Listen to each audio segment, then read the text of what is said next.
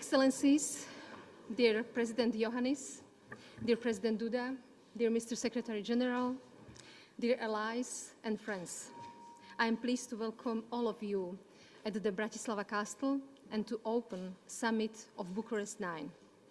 When the B9 Summit was a year ago in Romania, we were united, but we also had some concerns about the development of Russian aggression in Ukraine and about the impact of energy crisis on our people, especially during the winter.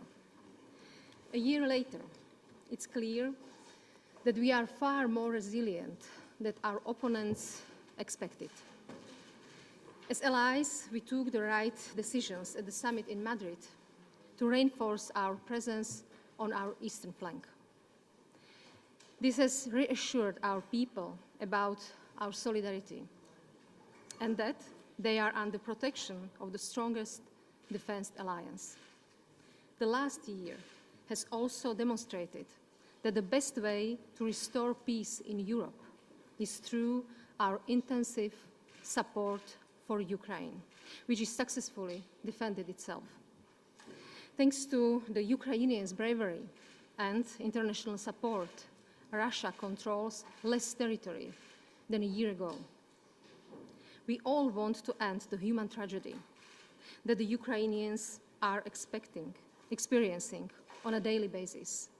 We all want to restore just peace. Our continued support for Ukraine is bringing us closer to this goal. So, today we have opportunity to discuss our priorities for summit in Vilnius. For example, what further steps we should take to ensure that the alliance and our citizens are safe and protected against any potential threats, because this is always our #1 priority. Second, how to further build on our unity and our resolve, because over the years they have made us safer and more resilient. Third, and how to continue our practical and political support for Ukraine, because there is no place for imperialism and aggression in Europe in the 21st century. Dear colleagues, once again, welcome to Slovakia. I would also like to thank the President of Romania and President of Poland for co-hosting this summit, and I'm looking forward to our discussions. Now I will give the floor to President Iohannis for opening remarks. Dear Klaus, the floor is yours. Thank you. Thank you very much, Madam President, dear Susanna, dear colleagues, excellencies. First of all, thank you for inviting us to beautiful Bratislava and receiving us in such a nice manner. I'm very glad to meet all of you today here in Bratislava at the new meeting of the Bucharest 9. Our discussions today will address topics important both for the security on the eastern flank and for the security of the entire Euro-Atlantic area. Our coordination is highly relevant ahead of the NATO summit in Vilnius. The Bucharest 9 format keeps its added value. Solidarity, dialogue and cooperation are the roots of our common strength and resilience.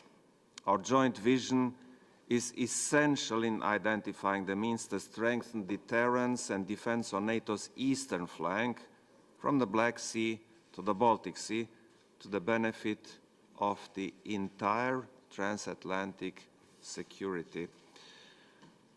We, the NATO allies on the eastern flank, are on the front line in countering the negative effects of the devastating war unleashed by Russia, with multiple security, humanitarian, economic, food and energy implications.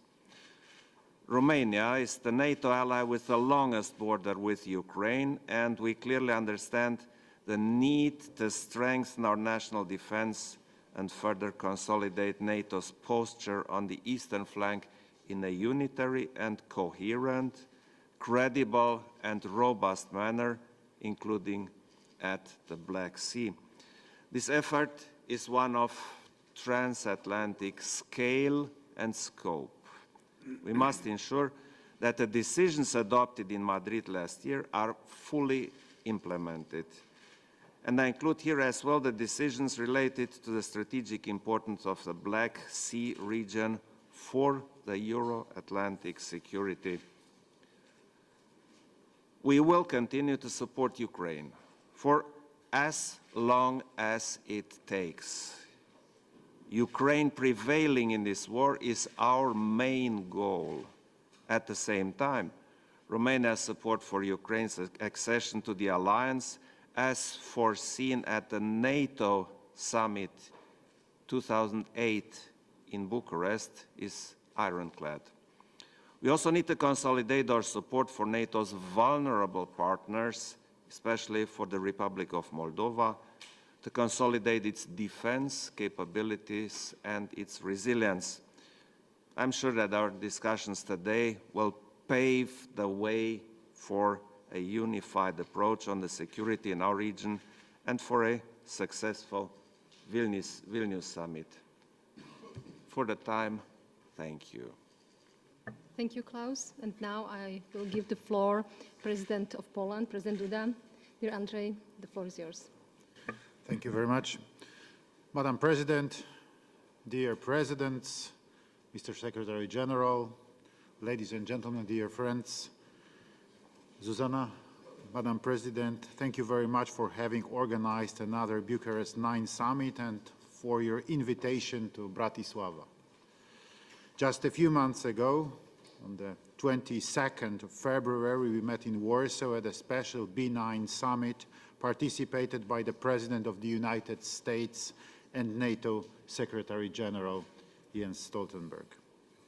I'm glad that we can continue our exchange of views today, especially that as soon as in 1 month we are going to meet at the NATO summit in Vilnius, which will play a key role in boosting the security of our region.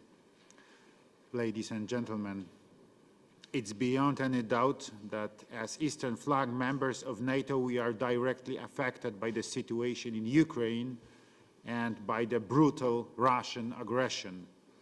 Also, actions of the Lukashenko regime in Belarus are destabilizing the security situation across the region.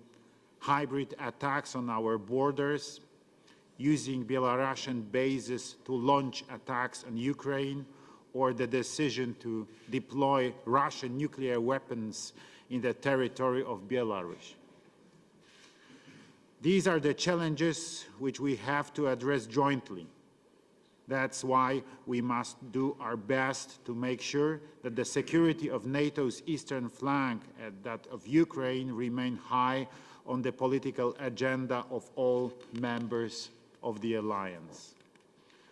We must be consistent in strengthening our defense potential, modernizing our armed forces, implementing decisions of the past NATO summits, as well as do our best to strengthen Allied presence in the region. We also need to be consistent in our support for Ukraine, as Russia poses a permanent threat to our security. Ladies and gentlemen, dear friends, the NATO summit in Vilnius is approaching. We need to use it for setting ambitious goals, making important decisions and commitments. Let me stress once again that our common priority must consist in strengthening our security, the security of our citizens. What is more, we need to define a clear perspective of Ukraine's membership of the alliance. Thank you for an opportunity to open our meeting. I count on a fruitful discussion. Thank you very much, Andrzej. And now, please, Mr. Secretary General, dear Jens, the floor is yours. Thank you. Thank you so much, President Shaputova, dear Susanna, President Iohannis, President Duda, dear Presidents, Excellencies. It's really a big honor, a great honor for me to join you once again at the B9 meeting. This is an important platform, an important forum also to address issues which are extremely important for NATO. President Putin's unprovoked war of aggression against Ukraine has changed our security environment for the long term. Russia has shattered peace in Europe. The destruction of the Kakhovka Dam today puts thousands of civilians at risk and causes severe environmental damage. This is an outrageous act which demonstrates once again the brutality of Russia's war in Ukraine. The decisions we take at the NATO summit in Vilnius this July will be very significant. We will strengthen our support for Ukraine with a multi-year package of assistance to help them transition from Soviet era to NATO standards and bring Ukraine closer to NATO.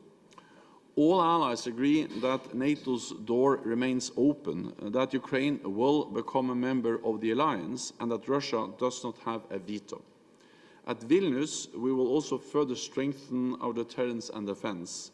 We will commit to our new defense plans, a new NATO force model with more troops at higher readiness, and stronger NATO command and control. We must also agree a stronger commitment to increase defense investments with 2% of GDP as a minimum. As we prepare for the Vilnius summit, I am also working hard to ensure that we welcome Sweden soon as a full member of this alliance. So once again, thank you so much. I look forward to our discussions. Thank you so much, Jens. Thank you for your opening remarks. And now, after a short break, we will continue and we will start our plenary discussion. Thank you.